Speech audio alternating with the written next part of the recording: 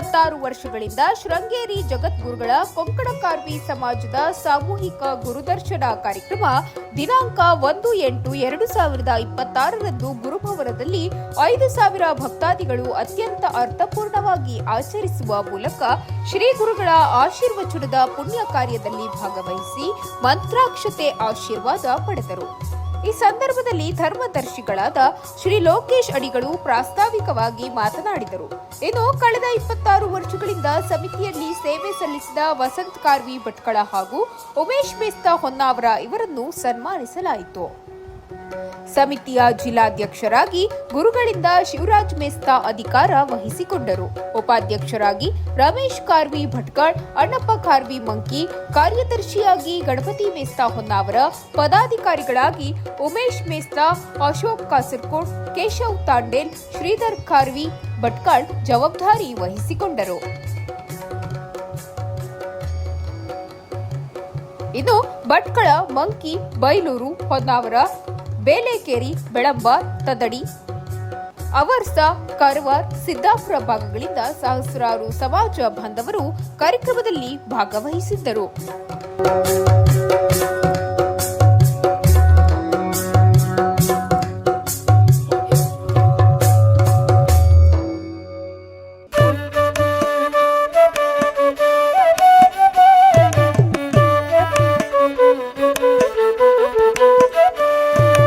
भारती तीर्थनामधारणाय शङ्कराय शारदा पीठराज गुरवे मङ्गलम्।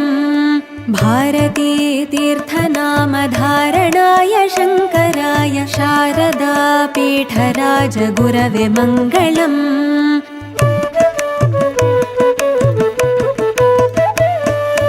अभिनव विद्यातीर्थ पूज्यपाद सेवकाय भूलोकरक्षकाय गुरवे मङ्गलम्।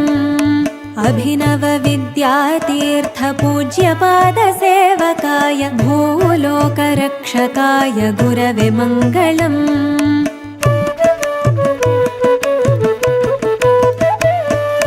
भक्तहृदय साम्राज्य राजाधिराजाय रागादिदोषरहित गुरवे मङ्गलम्।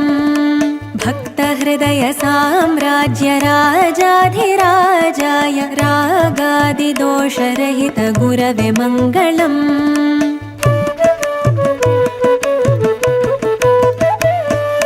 सर्वशास्त्रपण्डिताय सर्वशास्त्रबोधकाय सर्वशास्त्रपोषकाय गुरवे मङ्गलम्। सर्वशास्त्रपण्डिताय सर्वशास्त्रबोधकाय सर्वशास्त्रपोषकाय गुरवे मङ्गलम्।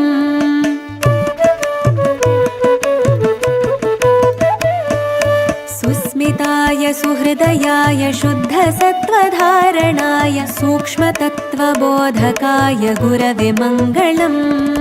सुस्मिताय सुहृदयाय शुद्धसत्त्वधारणाय सूक्ष्मतत्त्वबोधकाय गुरवे मङ्गलम्।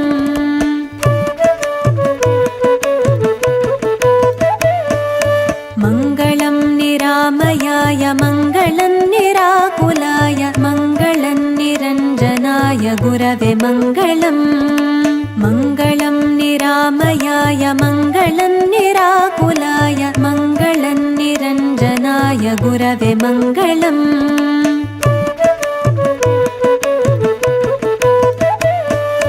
मङ्गलं भयापहाय मङ्गलयतीश्वराय मङ्गलं परात्पराय गुरवे मङ्गलम्। मङ्गलं भयापहाय मङ्गलयतीश्वराय मङ्गलं परात्पराय गुरवे मङ्गलम्।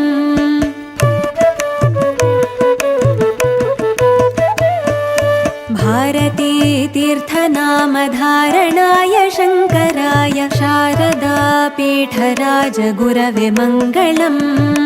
भारती तीर्थनामधारणाय शङ्कराय शारदा पीठराज गुरवे मङ्गलम्। शारदा पीठराज गुरवे मङ्गलम्। शारदा पीठराज गुरवे मङ्गलम्।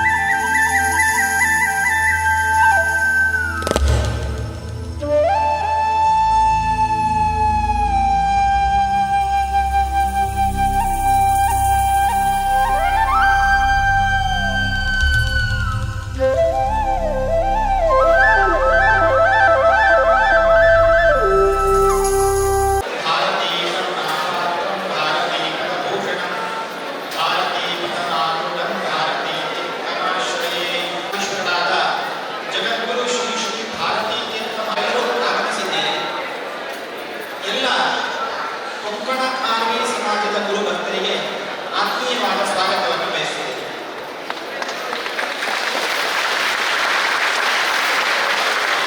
ವಿನಮ್ರಪೂರ್ವಕವಾಗಿ ಸಮಾಜದ ಸಮಸ್ತರ ಪರವಾಗಿ ವಿನಮ್ರನಾಗಿ ಸ್ವಾಗತಿಸುತ್ತಾ ಸಾಷ್ಟಾಂಗ ನಮಸ್ಕಾರಗಳನ್ನು ಸಮರ್ಪಿಸುತ್ತೇನೆ.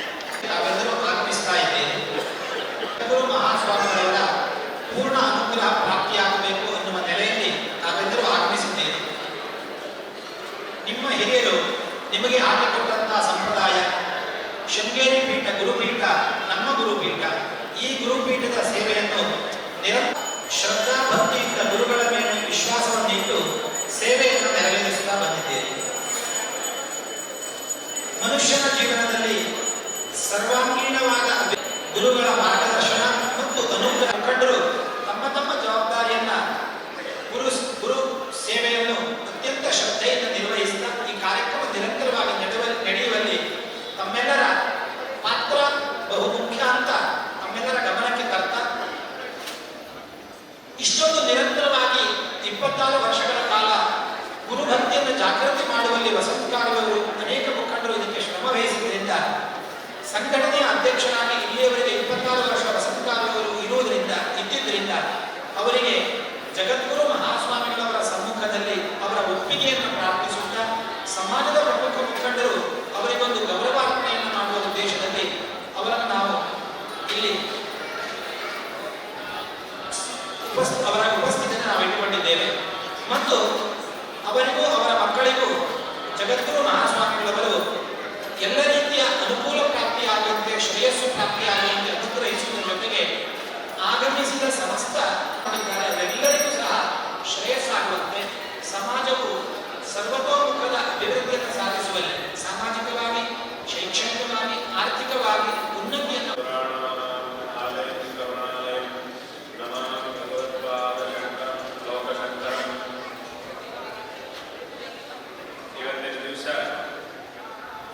ನಮ್ಮ ಅತ್ಯಂತ ಪ್ರೀತಿಪಾತ್ರವಾಗಿರ್ತಕ್ಕಂತಹ ಶಿಷ್ಯ ಸಮಾಜವಾದ ಕೊಂಕಣಖಾಲ್ವಿ ಸಮಾಜದವರು ವಿಶೇಷವಾಗಿ ಉತ್ತರ ಕನ್ನಡ ಜಿಲ್ಲೆಯ ಈ ಸಮಾಜದವರಾದ ನೀವೆಲ್ಲರೂ ಪ್ರತಿ ವರ್ಷದಂತೆ ಈ ಚಾತುರ್ಮಾಸ್ಯದ ಈ ಮೊದಲನೇ ಶನಿ ಭಾನುವಾರಗಳ ಸಂದರ್ಭದಲ್ಲಿ ಇವತ್ತು ಈ ಶನಿವಾರದ ದಿವಸ ಎಲ್ಲರೂ ಸಹ ದೊಡ್ಡ ಸಂಖ್ಯೆಯಲ್ಲಿ ಆಗಮಿಸಿದ್ದೀರಿ. ಈ ದೇಶದಲ್ಲಿ ಅನಾದಿ ಕಾಲದಿಂದ ನಮ್ಮ ಈ ಸನಾತನ ಹಿಂದೂ ಧರ್ಮದ ಆಚರಣೆಯನ್ನು ನಾವೆಲ್ಲರೂ ಸಹ ಪರಂಪರೆಯಾಗಿ ಮಾಡಿಕೊಂಡು ಬರ್ತಾ ಇದ್ದೇವೆ. ಈ ಸನಾತನ ಧರ್ಮ ಪರಂಪರೆಯನ್ನು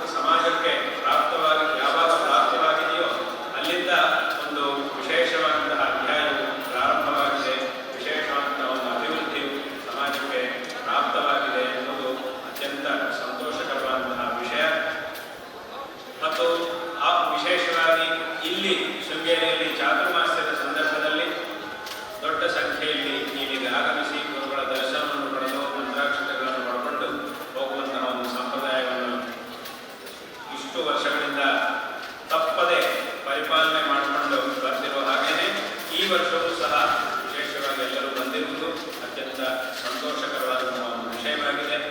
ಈ ಒಂದು ಸಂದರ್ಭದಲ್ಲಿ ನಿಮಗೆಲ್ಲರಿಗೂ ಸಹ ನಾವು ನಾರಾಯಣ ಸ್ಮರಣಪೂರ್ವಕವಾಗಿ ಆಶೀರ್ವಾದಗಳನ್ನು ಮಾಡ್ತಾ ಇದ್ದೇವೆ. ಶಾರದಾ ಚಂದ್ರಮೌಳೇಶ್ವರರ ಹಾಗೂ ನಮ್ಮ ಗುರುಗಳ ಪರಿಪೂರ್ಣವಾದಂತಹ ಅನುಗ್ರಹ ಇದೇ ರೀತಿಯಾಗಿ ನಿಮ್ಮ ಸಮಾಜಕ್ಕೆ ಸದಾಕಾಲ ಇರುತ್ತೆ. ತದ್ವಾರ ಸಮಾಜಕ್ಕೆ ಇನ್ನೂ ವಿಶೇಷವಾದಂತಹ ಒಂದು ಅಭಿವೃದ್ಧಿ ಅನ್ನೋದು ಉಂಟಾಗುತ್ತೆ. ಎಲ್ಲ ವಿಧವಾದಂತಹ ಸಂಕಷ್ಟಗಳು ಅದೆಲ್ಲವೂ ಸಹ ಪರಿಹಾರವಾಗಿ ಮುಂದಿನ ದಿವಸಗಳಲ್ಲಿ ಇನ್ನೂ ಹೆಚ್ಚಿನ ಒಂದು ಅಭಿವೃದ್ಧಿಯನ್ನು ಸಮಾಜವು ಪಡೆಯಲಿ. ಎಲ್ಲರಿಗೂ ಸಹ ತಮ್ಮ ತಮ್ಮ ಕೆಲಸಗಳಲ್ಲಿ, ಪರಿವಾರದಲ್ಲಿ ಮತ್ತು ಸಮಾಜದಲ್ಲಿ ಎಲ್ಲ ರೀತಿಯಲ್ಲೂ ಸಹ ಅಭಿವೃದ್ಧಿ ಆಗಲಿ, ಒಳ್ಳೆಯದಾಗಲಿ ಎಂಬುದಾಗಿ ಈ ಸಂದರ್ಭದಲ್ಲಿ ನಮ್ಮ ಆಶೀರ್ವಾದಗಳನ್ನು ತಿಳಿಸ್ತಾ ಇದ್ದೇವೆ. ನಾವೆಲ್ಲ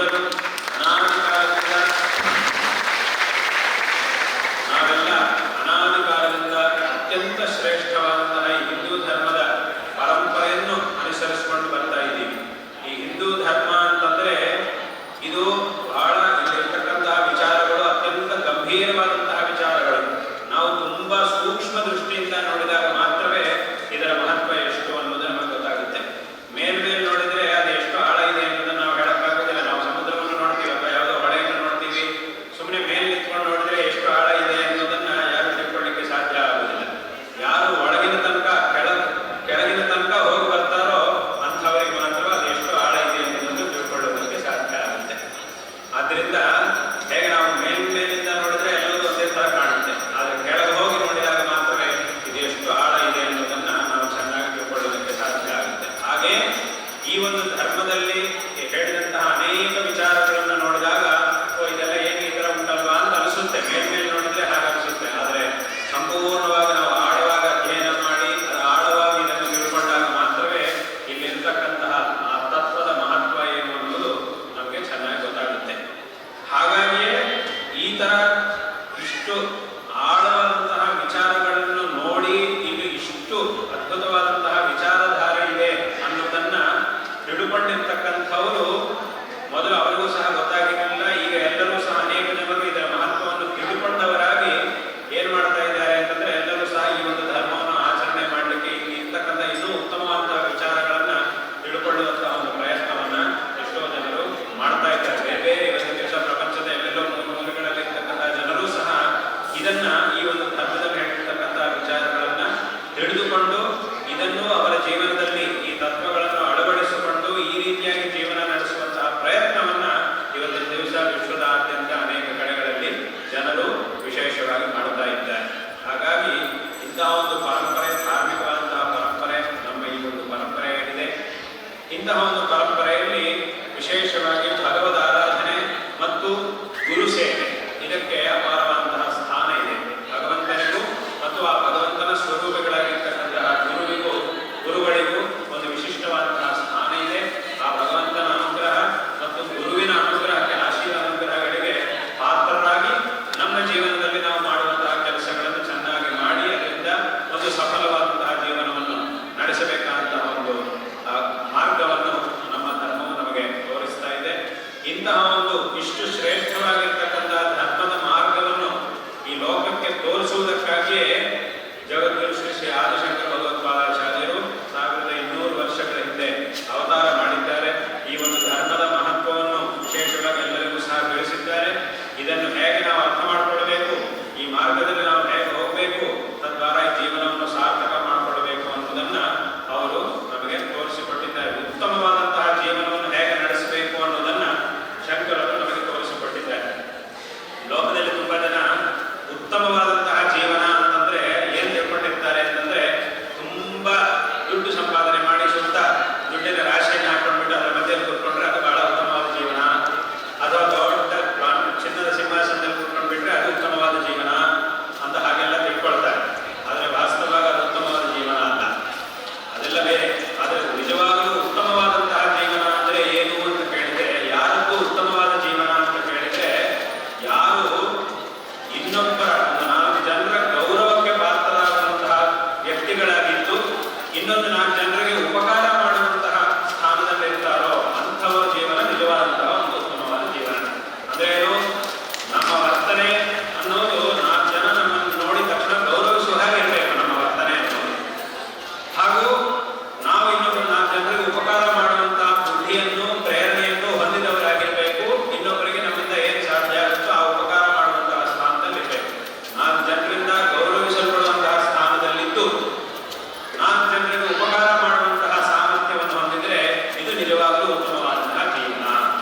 ಅಧಿಕಾರ, ಐಶ್ವರ್ಯ ಇತ್ಯಾದಿಗಳೆಲ್ಲ ಆಮೇಲೆ.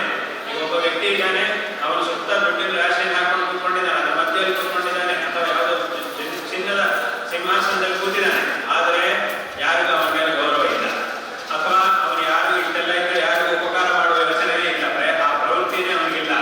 ಆಗ ಅದು ಉತ್ತಮವಾದ ಜೀವನ ಅಂತ ಅನಿಸ್ಕೊಳ್ಳುವುದಿಲ್ಲ.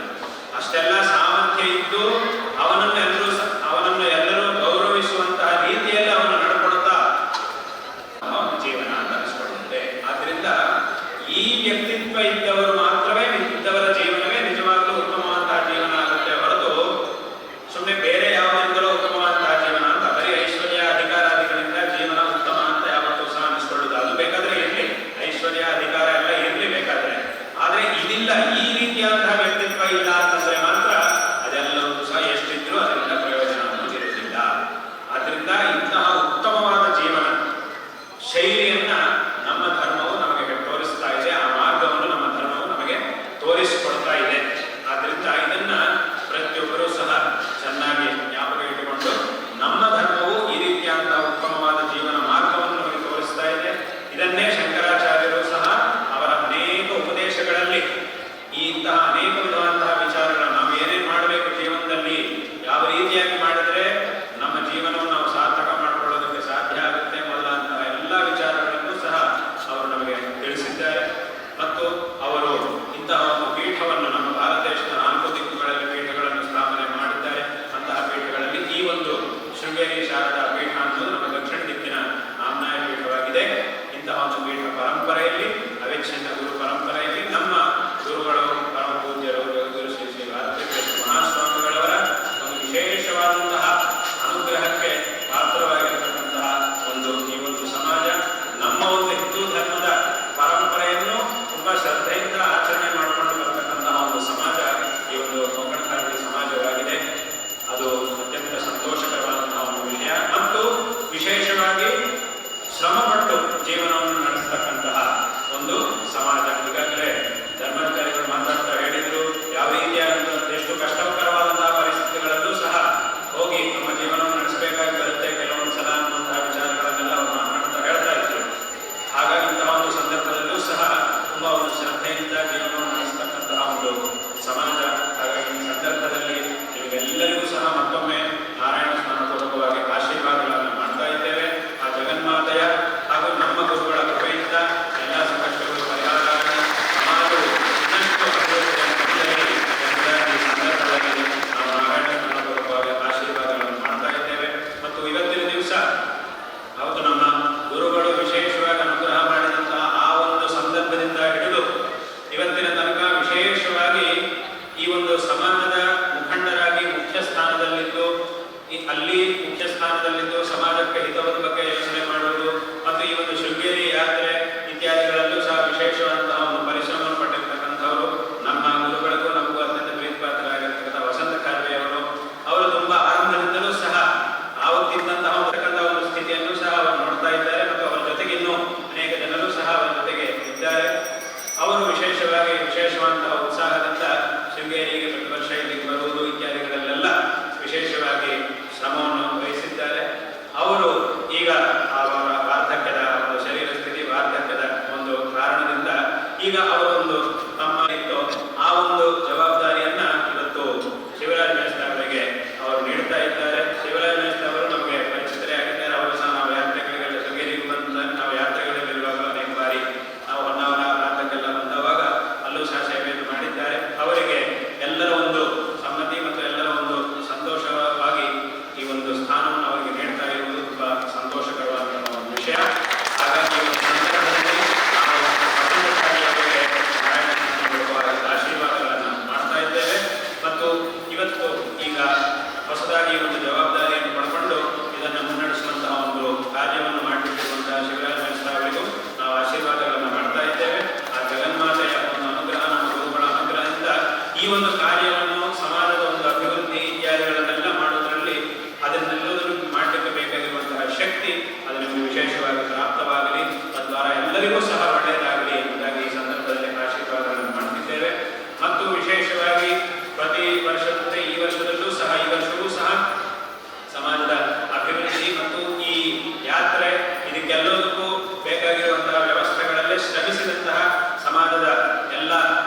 ಶ್ರೀಗಳಿಗೂ ಎಲ್ಲ ಭಕ್ತರಿಗೂ ಎಲ್ಲರಿಗೂ ಸಹ, ಯಾಕಂದ್ರೆ ಎಲ್ಲರೂ ಬೇರೆ ಬೇರೆ ಕಡೆಗಳಲ್ಲಿ ಅವರವರ ವ್ಯಾಪ್ತಿಯಲ್ಲಿ ಅವರವರ ಕರ್ತವ್ಯಗಳನ್ನು ಚೆನ್ನಾಗಿ ಮಾಡಿರ್ತಕ್ಕಂಥವ್ರು ಅಷ್ಟೆಲ್ಲ ಮಾಡಿದ್ರೆ ಇವತ್ತು ಇಷ್ಟು ಸಹ ಮಾಡ್ತಾ ಈ ಮಾತುಗಳನ್ನ ಸಂಧಾನ ಮಾಡ್ತೇನೆ.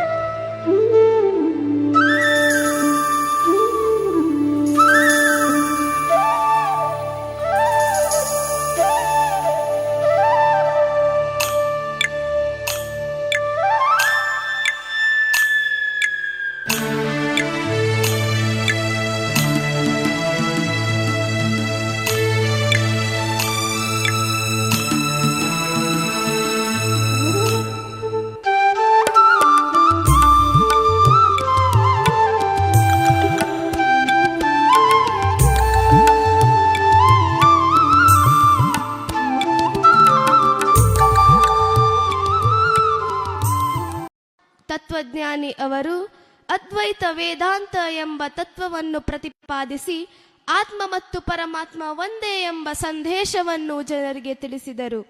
ಜ್ಞಾನ, ಭಕ್ತಿ ಮತ್ತು ಸತ್ಕರ್ಮಗಳ ಮೂಲಕ ಜೀವನವನ್ನು ಸಾರ್ಥಕಗೊಳಿಸಬಹುದು ಎಂಬುದನ್ನು ತಮ್ಮ ಬೋಧನೆಗಳ ಮೂಲಕ ತಿಳಿಸಿದರು. ಶಂಕರಾಚಾರ್ಯರು ಅಪೂರ್ವ ಪ್ರತಿಭೆಯ ಲೇಖಕರೂ ಆಗಿದ್ದರು. ಅತ್ಯಂತ ಚಿಕ್ಕ ವಯಸ್ಸಿನಲ್ಲಿ ಅವರು ರಚಿಸಿದ ಕೃತಿಗಳು ಭಾರತೀಯ ಸಂಸ್ಕೃತಿ, ತತ್ವಶಾಸ್ತ್ರ ಮತ್ತು ಭಕ್ತಿ ಸಾಹಿತ್ಯದ ಅಮೂಲ್ಯ ಸಂಪತ್ತಾಗಿ ಉಳಿದೆವು. ಅವರ ಬರಹಗಳಲ್ಲಿ ಆಳವಾದ ಜ್ಞಾನ, ಸರಳವಾದ ಅಭಿವ್ಯಕ್ತಿ ಮತ್ತು ಆಧ್ಯಾತ್ಮಿಕ ಅನುಭವಗಳ ಸಂಗಮ ಕಾಣುತ್ತವೆ. ಭಗವದ್ಗೀತೆ, ಬ್ರಹ್ಮಸೂತ್ರ ಎಂಬ ಪ್ರಮುಖ ಉಪನಿಷತ್ತುಗಳ ಮೇಲೆ ಅವರು ಬರೆದ ಭಾಷ್ಯಗಳು, ವೇದಾಂತದ ಅರ್ಥವನ್ನು ಸಾಮಾನ್ಯ ಜನರಿಗೆ ಸುಲಭವಾಗಿ ಅರ್ಥವಾಗುವಂತೆ ಮಾಡಿದ ಶಂಕರಾಚಾರ್ಯರು ಸೌಂದರ್ಯ ಲಹರಿ, ಆನಂದ ಲಹರಿ, ಶಿವಾನಂದ ಲಹರಿ ಮೊದಲಾದ ಸ್ತೋತ್ರಗಳನ್ನು ರಚಿಸಿದರು. ಭಜಗೋವಿಂದಂ ಎಂಬುದು ಶಂಕರಾಚಾರ್ಯರು ರಚಿಸಿದ ಆಧ್ಯಾತ್ಮಿಕ ಸ್ತೋತ್ರ. ಭಜಗೋವಿಂದಂ ಭಜಗೋವಿಂದಂ ಗೋವಿಂದಂ ಭಜ ಮೂಢಮತೆ ಸಂಪ್ರಾಪ್ತೆ ಸನ್ನಿಹಿತೆ ಕಾಲೆ